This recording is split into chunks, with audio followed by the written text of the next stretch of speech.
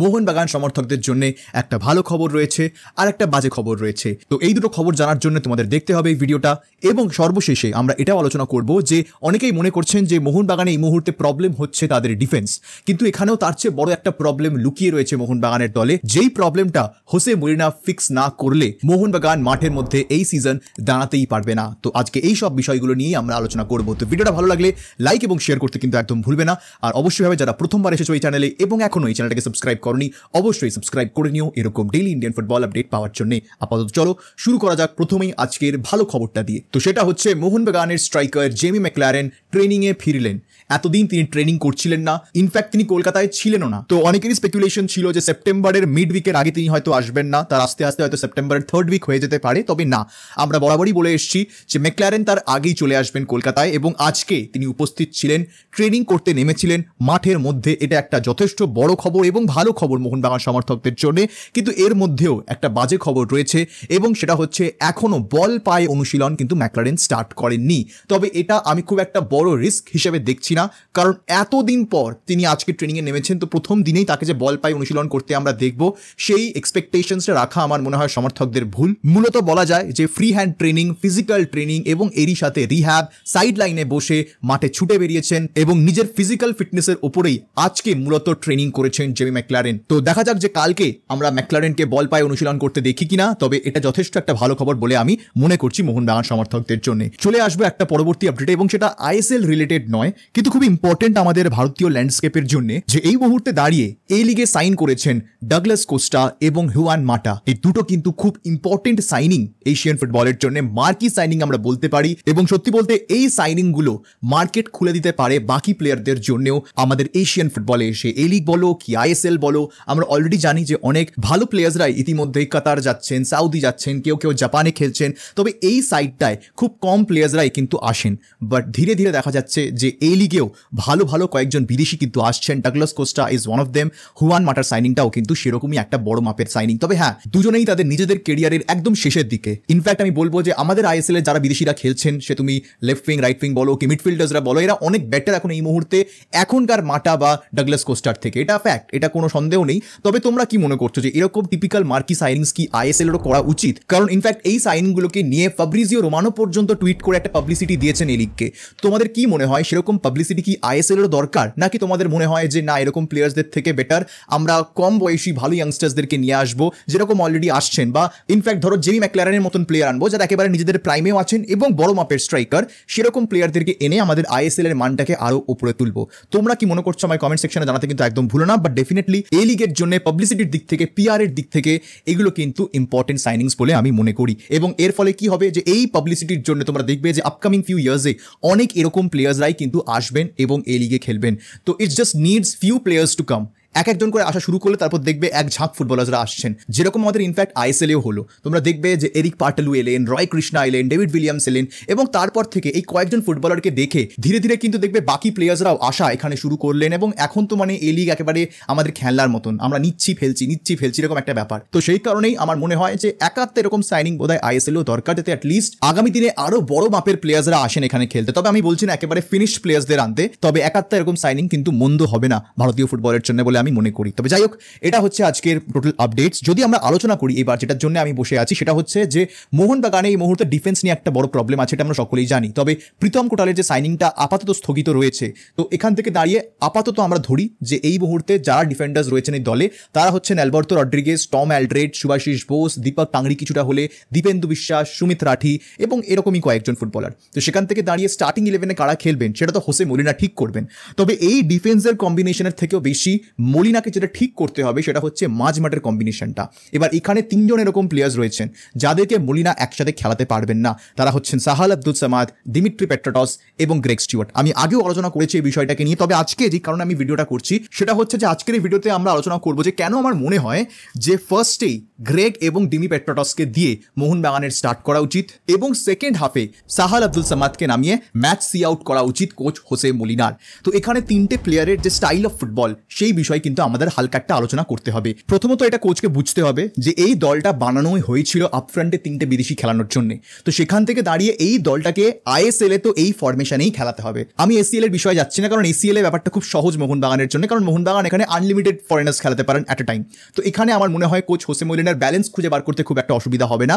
আইএসএলই হচ্ছে সব থেকে বড় চ্যালেঞ্জ। এবার দেখো এই মুহূর্তে দাঁড়িয়ে মোহনবাগান সব থেকে বড় প্রবলেম ফেস করছে ডিফেন্সে, এটা সকলেই আমরা জানি। কিন্তু ডিফেন্সই বা কেন এই প্রবলেমটা ফেস করছে, তার প্রধান কারণ হচ্ছে মাঝমাঠে বল কন্ট্রোল প্লেয়াররা নিতে পারছেন না, মাঝমাঠের টেম্পো ডিক্টেট মোহনবাগান করতে পারছে না। তোমরা ভালো করে যদি লক্ষ্য করো, যেই ম্যাচগুলোতে বা যেই হাফগুলোতে গ্রেগ স্টুয়ার্ট প্রথম থেকে খেলেছেন, সেই হাফগুলোতে মোহনবাগান যেভাবে ম্যাচের টেম্পো ডিক্টেট করেছে, আর সেই তুলনাতে সাহাল যে হাফগুলোতে খেলেছে, সেই হাফে যদি দেখো যে অপোনেন্ট টিম কত বেশি চান্সেস ক্রিয়েট করেছে তাদের নিজেদের টিমের জন্য, তাহলে দেখবে একটা ভালো রকম ডিফারেন্স তোমরা বুঝবে যে কেন Greg Stewart should start in this team. কারণ আমরা যতই বলি যে একটা অল ইন্ডিয়ান মিডফিল্ড মোহনবাগান নিয়ে এসছে, বিশাল প্রাউড একটা ব্যাপার, কিন্তু সেটা কিন্তু নয়। আজকে ভারতীয় প্লেয়াররা যতই টাকা কামাক না কেন, আমরা ন্যাশনাল দলেও দেখেছি তাদের যে দায়িত্ববোধ জ্ঞানটা সেটা একটু কম, তারা ওই দায়িত্ব নিয়ে খেলতে এখনো শেখেনি। এবং যেখানে তারা ক্লাব ফুটবলে চিরকালই এখানে পাশে একটা বিদেশি প্লেয়ারকে নিয়ে খেলে অভ্যস্ত, সেখানে হঠাৎ করে 3জনই যদি ইন্ডিয়ান প্লেয়ার্স হয়, এখানে প্লেয়ার্সরা প্রেশারেই ফাম্বেল করে যায়। এখানে প্রেশারটাই তারা নিতে পারে না, কারণ এখানে তাদেরকেই দায়িত্ব নিয়ে খেলতে হচ্ছে। নর্মালি কি হয় যে বিদেশি থাকেন তিনি সব থেকে বেশি লোডটা নেন এবং তাকে সাপোর্ট দেওয়ার জন্য পাশে ইন্ডিয়ান প্লেয়ার্সরা থাকেন। এটা চিরকাল আপুয়া পাশে জাহুকে পেয়েছে, সাহাল পাশে কাউকে পেয়েছিল লাস্ট ইয়ার, ইভেন কি পেট্রোডসকেও তিনি কিছুটা হলেও পান, থাপা পাশে রাফায়েল ক্রিভেলারোকে পেয়েছিলেন। তো সেই কারণে একটা বিদেশি ওপরে নির্ভরতা রয়েছে এই প্লেয়ারদের মধ্যে, যেই কারণে মাঝ মাঠে একটা গ্রেগ স্টুয়ার্টের মতন প্রেজেন্স দরকার। এবং যেখানে আমরা পেট্রোডসের কথা বলছি, পেট্রোডসও তার পাশে কিন্তু একটা ভালো মাপের বক্স টু বক্স মিডফিল্ডার চান, যেটা একসময় জনি কাউকো ছিলেন, হুগো বুমু ছিলেন, এবং সেই ম্যাচগুলো দেখো পেট্রোডসের পারফরমেন্স কত ভালো, কত জ্বলে উঠতেন সেই ম্যাচগুলোতে। তো পেট্রোডসও কিন্তু একা সেই ক্রিয়েটিভ মিডফিল্ডারের ওয়ার্কলোড নিতে পারবেন না, যেই কারণে তোমার গ্রেগ স্টুয়ার্টের মতন একটা প্লেয়ার লাগবে ফ্রম দ্য ভেরি ফার্স্ট, যিনি কিনা এসেই ম্যাচের টেম্পো ডিক্টেট করবেন। হ্যাঁ, তার বয়স হয়েছে, এটা ঠিক কথাই, তিনি আগের মতন হয়তো সেরকম ছোটেন না, এটাও ঠিক কথা। তবে এই জন্যই তো সাহাল সেকেন্ড হাফে পড়ে আছে। যদি গ্রেগের ভালো পারফরমেন্স না থাকে ফার্স্ট হাফে, তুমি সেকেন্ড হাফে সাহালকে নামাতে পারো, কিন্তু সাহালকেই তুমি যদি ফার্স্ট হাফে দায়িত্ব দিয়ে দাও একদম প্রধান প্লেমেকার হওয়ার, তাহলে তুমি কি করে এক্সপেক্ট করছো যদি ফার্স্ট হাফেই ম্যাচ তোমার হাত থেকে বেরিয়ে যায় যে গ্রেগ স্টুয়ার্ট সেকেন্ড হাফে এসে কিছু ম্যাজিক ক্রিয়েট করতে পারেন? কারণ তাহলে তখন সেরকম সিচুয়েশনসে তোমাকে অনেক বেশি এফর্ট দিতে হবে, অনেক বেশি ওয়ার্কলোড নিয়ে তোমাকে সেকেন্ড হাফে খেলতে হবে, যেটা আমার মনে হয় গ্রেগ স্টুয়ার্টের জন্য উচিত হবে না। গ্রেগ স্টুয়ার্টকে যত ফ্রিলি খেলতে দেওয়া হবে তিনি কিন্তু তত ভালো পারফর্ম করবেন। যেই কারণে আমার মনে হয় যে এরকম ফ্রন্ট লাইনে গ্রেগ, ডিমি এবং কামিংস অথবা ম্যাকলারেন, এই 3জনকে দিয়েই মোহনবাগানের শুরু করা উচিত আইএসএল। সেক্ষেত্রে যদি ডিফেন্সে তোমাকে অ্যালবার্তোর পাশে সুভাশিস বোস এবং তার পাশে দীপক অথবা দীপেন্দুকে কনসিস্টেন্টলি খেলাতে যেতে হয়, তুমি খেলাও।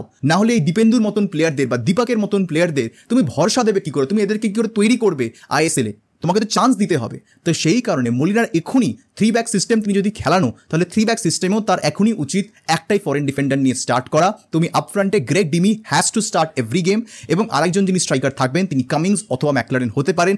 সেকেন্ড হাফে ম্যাচ বুঝে গ্রেগের জায়গায় সাহাল আসতে পারেন, তখন সাহাল এবং ডিমির জুটি আমরা সেকেন্ড হাফে দেখবো, এবং ম্যাকলারেন অথবা কামিংস একে অপরকে রিপ্লেস করতে পারেন সেকেন্ড হাফে। এটা একটা দলের মধ্যে প্রপার ব্যালেন্স এনে দেবে বলে আমি মনে করি, এবং এটা অনেকটা সাহায্য করবে থাপা বা আপুয়ার মতন প্লেয়ারদেরও, যারা পাশে একটা বিদেশি প্লেয়ারকে খেলে অভ্যস্ত।